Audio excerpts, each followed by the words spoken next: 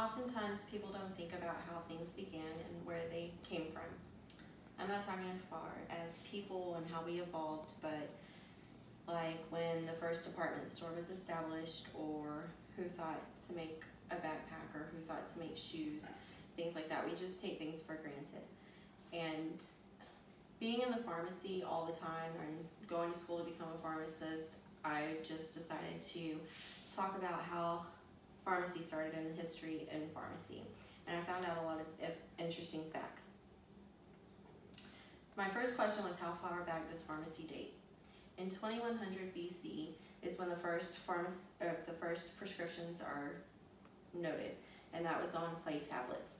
In 1240 AD, pharmacy and medicine was separated at that time, and that was by King Frederick II. In 1752, the first pharmacy hospital was established in Philadelphia, and Philadelphia is known for a few different things that began in the pharmacy field. Now we have 9 different types of pharmacy, and that would include community, hospital, clinical, industrial, compounding, consulting, and then ambulatory, regulatory, and home care. And in each of those, there are also subtypes. Some pharmacies you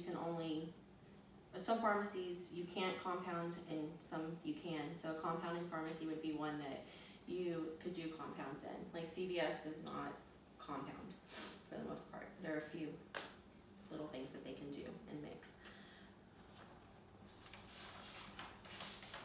There are also important discoveries as far as medicines and vaccines go.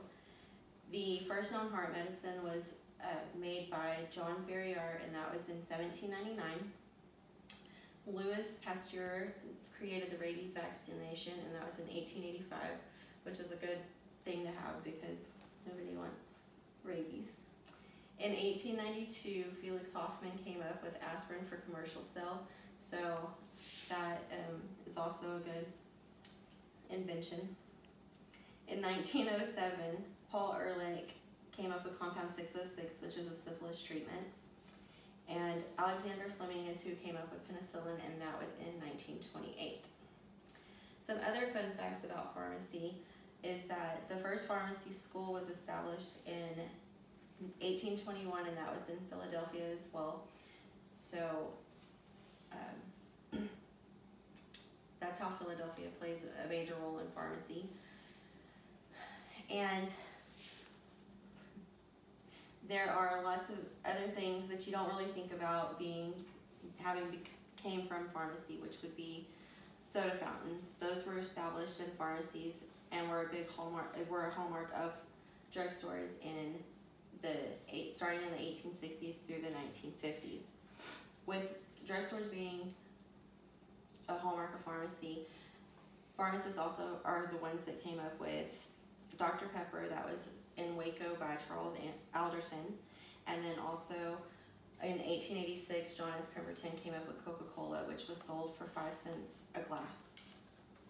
So people think that just going to the pharmacies is just to get your medicine, and they don't really think about all that goes into being in the pharmacy and what all it takes to get your medicines together. They think that just you go, you give them your paper, and then they slap a label on a pill bottle.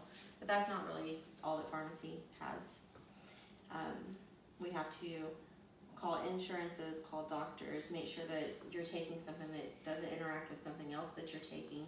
And 7 out of 10 people take maintenance medications. So it's good that you have pharmacists that do go to school and technicians that are there to also help and make sure that you're not taking something that's going to kill you. So that is about it for pharmacy, and my references include newsmedical.net, pharmacyforme.org, and medicaldaily.com.